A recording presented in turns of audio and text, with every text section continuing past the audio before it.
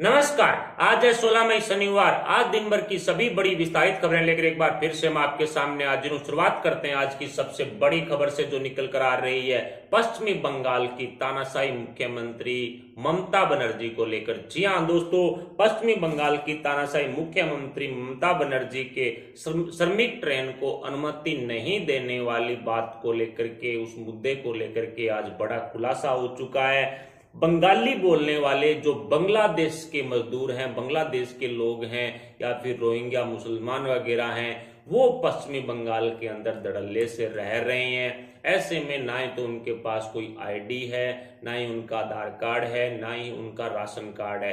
पश्चिमी बंगाल के जरिए वो पूरे हिंदुस्तान के अंदर फैले हुए हैं।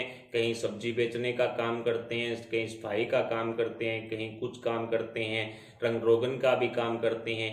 ऐसे में अब उनका काम ठप हो गया तो अब वो वापस पश्चिमी बंगाल में आकर के बांग्लादेश लौटना चाहते हैं। लेकिन ममता बनर्जी ने श्रमिक ट्रेन की अनुमति नहीं दी, क्योंकि उनको पता था कि श्रमिक ट्रेन में किसी मजदूर के बैठने के लिए उनके पास आईडी होना जरूरी है, आधार कार्ड या वोटर आईडी कार्ड या राशन कार्ड वगैरह कुछ होना जरूरी है। लेकिन इन बांग्लादेशियों के पास कुछ है नहीं। ऐसे में बांग्लादेशियों को श्रमिक ट्रेन के जरिए नहीं बल्कि बस वगैरह या फिर ट्रकों वगैरह या 2 नंबर के जो साधन हैं उनके जरिए उनको वापस पश्चिमी बंगाल में भेजना चाहती थी। इसलिए आज राजस्थान से आने वाले जो मजदूर थे, औरैया के पास उनकी जो 2 ट्रकों में आपस में भिड़ंत हुई और 24 मजदूरों की डेथ हो गई।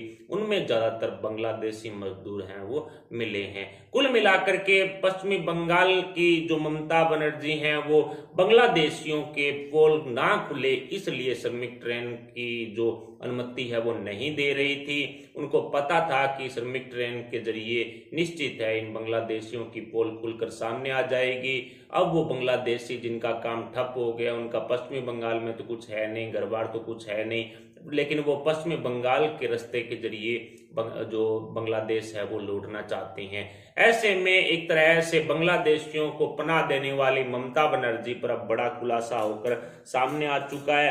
राजस्थान के जरिए ट्रकों में भर भर कर बांग्लादेशियों को लाया जा रहा था, जिनका रास्ते के अंदर एक्सीडेंट हो गया। उसकी वजह से लगभग 24 बांग्लादेशी मजदूरों की डेथ हो चुकी है। बताया जा रहा है कि उनमें ज्यादातर बांग्लादेशी हैं, लेकिन कितने हैं वो अभी कंफर्म नहीं हुआ है। कुल मिलाकर के ममता बनर्जी ने जिस तरह से जो ट्रेनों की जो अनुमति के लिए अभी प्रस्ताव मांगा है कि अगली 30 तारीख तक 105 ट्रेनें हैं, वो उसकी अनुमति है वो ममता बनर्जी ने दी है। यानी कि हर रोज लगभग 2-3 ट्रेन ही चलेगी। ऐसे में पश्चिमी बंगाल के जो मजदूर हैं उनको भी दांव पर लगाने का काम ममता बनर्जी ने किया है। बांग्लादेशियों के साथ साथ जो पश्चिमी बंगाल के जो मजदूर अन्य राज्यों के अंदर रह रहे हैं, काम कर रहे हैं, उनकी भी घर वापसी को लेकर के किसी तरह के कदम ममता सरकार की तरफ से नहीं उठाएंगे। कुल मिलाकर के बस बांग्लादेशियों को लेकर के जो बड़े पोल ना खुलकर सामने आ जाए, इसलिए ये ममता बनर्जी की तरफ से तानाशाही है वो बढ़ती जा रही है, और जिसमें पश्चिमी बंगाल की जनता और वहां की मजदूरों को दांव पर लगाने का काम ममता ने कर दिया है। अगली बड़ी खबर की तरफ बढ़े तो यूपी की योगी सरकार ने बड़ा फैसला लेते हुए आज एक नियम बना दिया है, कानून निकाल दिया है कि 2 पहिया वाहन पर आने वाले जो अन्य राज्यों के जो लोग हैं, चाहे मजदूर है चाहे कोई भी है या कोई पैदल आ रहा है, उनको उत्तर प्रदेश की बॉर्डर में जो एंट्री है वो नहीं मिलेगी, उनका प्रवेश है वो निषेध है। इस तरह का कानून आज योगी सरकार द्वारा निकाल दिया गया है। कुल मिलाकर के औरैया और मध्य प्रदेश के सागर में हुए ट्रक हादसे के बाद योगी सरकार की तरफ से इस तरह का फैसला लिया गया। योगी सरकार ने जो मजदूरों से अपील भी की है कि वो जहां भी हैं सुरक्षित वहीं रहें, वहीं सुरक्षित रहेंगे। इस तरह से ट्रकों में लटक लटक कर ना आए, इस तरह से पैदल चलकर भी ना आए, इन हादसों का शिकार ना हो, उनको घर वापसी के लिए उचित व्यवस्था योगी सरकार द्वारा की जा रही है। उनके लिए श्रमिक ट्रेन वगैरह, स्पेशल ट्रेन वगैरह की व्यवस्था है वो की जा रही है। लेकिन उसके बावजूद भी काफी संख्या के अंदर मजदूर हैं वो घर वापसी कर रहे हैं, क्योंकि अन्य राज्य सरकारें हैं वो उन प्रवासी मजदूरों को लेकर के बिल्कुल भी चिंतित नहीं है। और गंदी राजनीति करते हुए केजरीवाल ने जो दिल्ली से इसकी शुरुआत की थी, उसके बाद जो काफी मजदूर हैं वो घर वापसी करने में जुट गए। कुल मिलाकर के योगी सरकार ने अब बड़ा फैसला लेते हुए 2 पहिया वाहन पर आने वाले और पैदल आने वाले लोगों को एंट्री नहीं देने का कानून है वो बना दिया है। अगली बड़ी खबर की तरफ बढ़े तो पालघर मॉब लिंचिंग मामले पर अपनी जुबान पर ताला लगाए रखने वाली वाड्रा कांग्रेस मंदिरों के सोने पर टेढ़ी नजर रखे हुए हैं। जी हां दोस्तों, सोनिया गांधी के इशारे पर उसी के चमचे महाराष्ट्र के नेता हैं जो पृथ्वीराज चव्हाण, उन्होंने एक बयान दिया था कि इस राष्ट्रीय आपदा के समय मंदिरों के जो सोना है उस पर कब्जा कर लेना चाहिए, सरकार को ये कर लेना चाहिए, वो कर लेना चाहिए।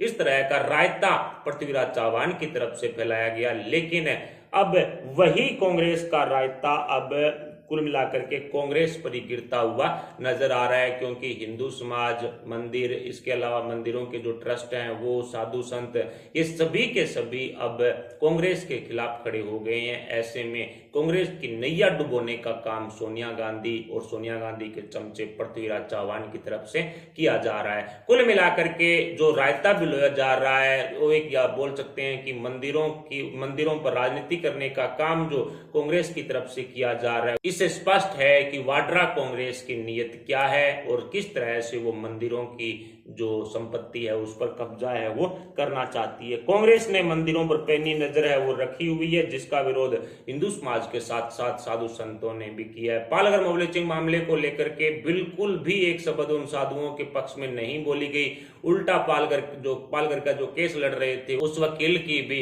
एक सड़क हादसे के अंदर दर्दनाक है वो मौत हो चुकी है, और इसे बीजेपी सहित काफी साधु संतों ने साजिश होने की आशंका जताई है। ऐसे में जांच की मांग भी उद्धव सरकार से की गई है। कुल मिलाकर के उद्धव ठाकरे ने भी कांग्रेस के इस मंदिरों पर जो राजनीति करने वाले बयान पर अभी तक अपनी जुबान का ताला है वो नहीं खोला है। अगली बड़ी खबर की तरफ बढ़े तो वाड्रा कांग्रेस के पूर्व राष्ट्रीय अध्यक्ष राहुल गांधी का राजनीतिक कैरियर अब अधर में लटकता हुआ नजर आ रहा है। कुल मिलाकर के मोदी जी ने कांग्रेस मुक्त भारत के तहत वाड्रा कांग्रेस की राजनीति का दी एंड करके रख दिया है। प्रधानमंत्री नरेंद्र मोदी जी ने आत्मनिर्भर भारत संकल्प के तहत 20 लाख करोड़ रुपए का आर्थिक पैकेज हिंदुस्तान की जनता को दिया, जिसकी हर कोई तारीफ कर रहा है। लेकिन राहुल गांधी की तरफ से, इस वाड्रा कांग्रेस की तरफ से, सोनिया गांधी, प्रियंका गांधी वाड्रा, राहुल गांधी, इनकी तरफ से इस पे आर्थिक पैकेज पर सवाल उठाए जा रहे हैं। ऐसे में जो राहुल गांधी हैं वो केरल का जो प्रोसेस है उसे हिंदुस्तान में अपनाने की अपील कर रहे हैं मोदी सरकार से, यानी कि जो केरल के अंदर कोरोना वायरस से लड़ा जा रहा है या कोरोना वायरस को लेकर के जो आर्थिक नीतियां बनाई जा रही है वही की वही पूरे हिंदुस्तान में लागू की जाए। और एक ही बात का रट्टा लगा रखा है कि 7-7 हजार रुपए प्रत्येक भारतीय के खाते में मोदी सरकार भेज दे।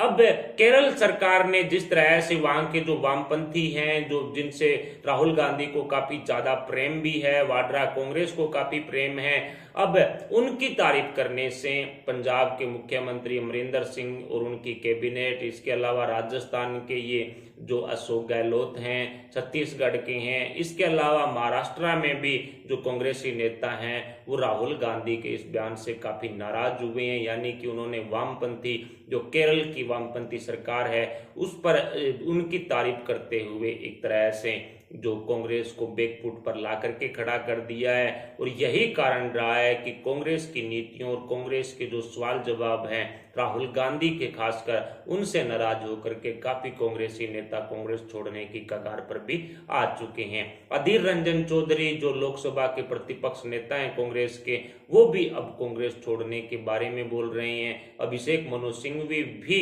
जो कांग्रेस छोड़ने के बारे में बोल चुके हैं, यानी कि उनके भी जो बागी सुर हैं वो दिखाई पड़ रहे हैं। ऐसे में कई और भी ऐसे लोग हैं, कई ऐसे कांग्रेसी नेता हैं जो कांग्रेस छोड़ने वाले हैं राहुल गांधी की नीतियों से तंग आकर के।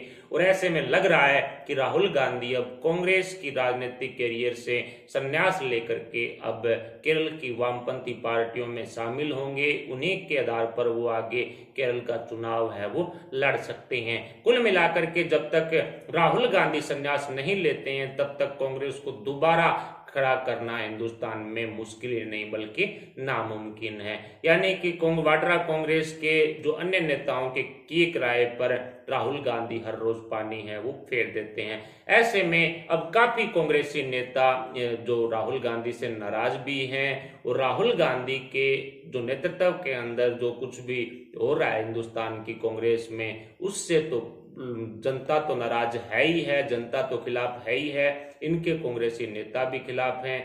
मध्य प्रदेश से दिग्विजय सिंह भी मोदी सरकार की काफी तारीफों में जुटे हुए हैं, उनके भी बागी सुर दिखाई पड़ रहे हैं। कुल मिलाकर के वाड्रा कांग्रेस अब पूरी तरह से बिखरती हुई टूटती हुई नजर आ रही है और यही कारण रहा है कि महाराष्ट्र के बीजेपी प्रदेशाध्यक्ष ने भी जो कांग्रेस पर तंज कसा है और कहा है कि आने वाले समय के अंदर कोरोना काल से निपटने के बाद कांग्रेस में काफी बड़ा भूचाल आने वाला है। अब इस बयान को राहुल गांधी की जो जमीनी स्तर पर काम करने वाले नेताओं से जो जचती नहीं है, बनती नहीं है, राहुल गांधी जो पप्पू के काम करते हैं उनको लेकर के उनकी तरफ से बड़ा बयान दिया गया है और निश्चित है कि बीजेपी कांग्रेस की बागी होने वाले नेताओं के संपर्क में भी हो सकती है। कोरोना काल के दौरान कांग्रेस है वो सेंध भी लगा सकती है। अगली बड़ी खबर की तरफ बढ़े तो महाराष्ट्र के बीजेपी अध्यक्ष चंद्रकांत पाटिल ने महाविकास आघाड़ी गठबंधन में घमासान मचा करके रख दिया है। जी हां दोस्तों, पाटिल के एक बयान ने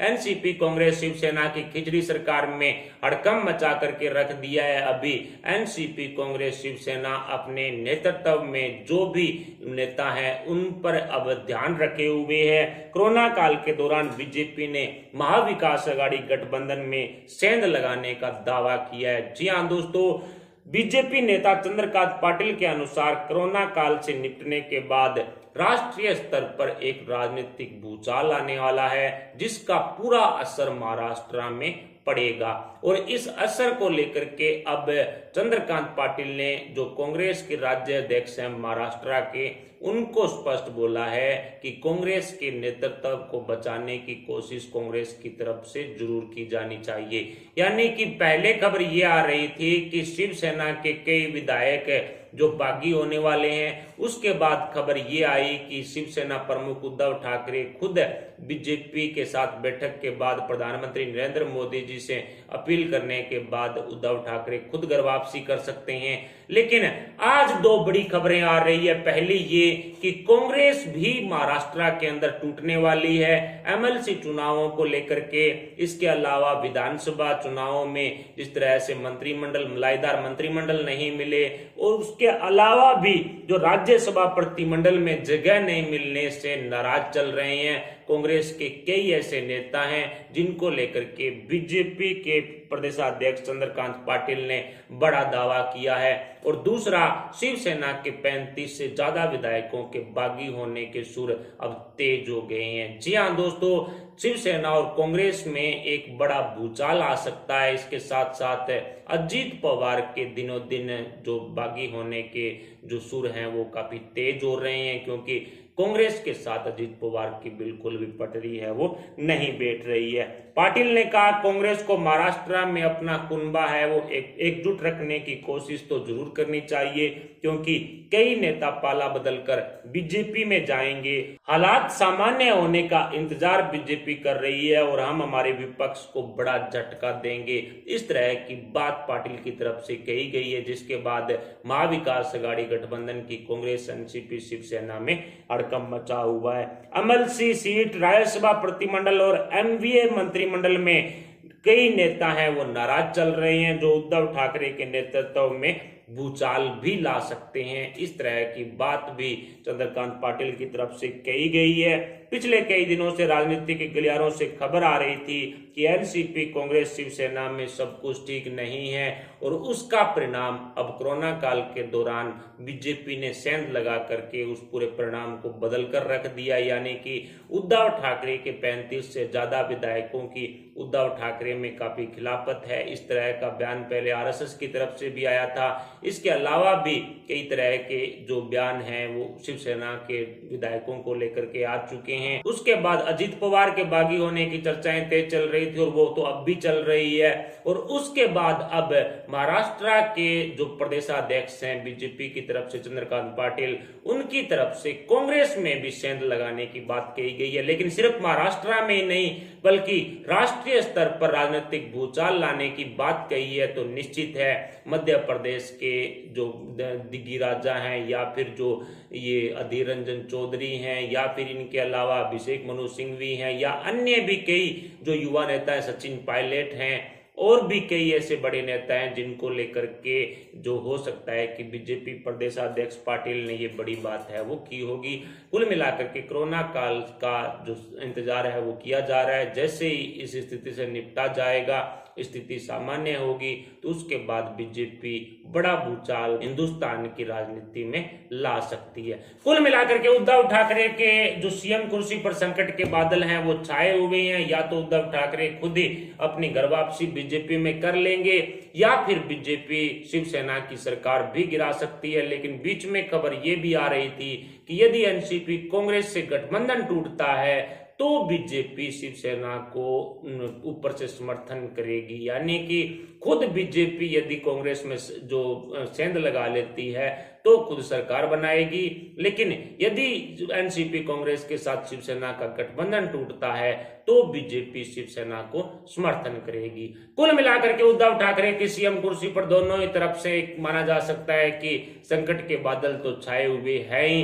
वैसे राजनीति के अंदर ना ही कोई किसी का दोस्त होता है, ना ही कोई स्थायी दुश्मन होता है। ऐसे में हो सकता है कि बीजेपी शिवसेना के बीच में बड़ी दरारें फिर से बढ़ जाए। फिलहाल उद्धव ठाकरे की सीएम कुर्सी और जो बीजेपी प्रदेशाध्यक्ष हैं चंद्रकांत पाटिल, उनके बयान में कितना दम है, इस पर आपके क्या विचार, आप अपने विचार हमें कमेंट बॉक्स में बता सकते हैं। साथ ही वीडियो को लाइक जरूर कर दीजिएगा। अभी के लिए इतना ही। हमारे चैनल को सब्सक्राइब करके पास वाला बेल आइकन जरूर दबा लीजिएगा। आपके द्वारा इस वीडियो किया गया एक लाइक हमारे लिए बहुत महत्वपूर्ण है, इसलिए दोस्तों कंजूसी मत कीजिएगा, वीडियो को लाइक जरूर कर दीजिएगा। अभी के लिए इतना ही, मिलते हैं अगली वीडियो के साथ। तब तक के लिए जय हिंद, जय भारत।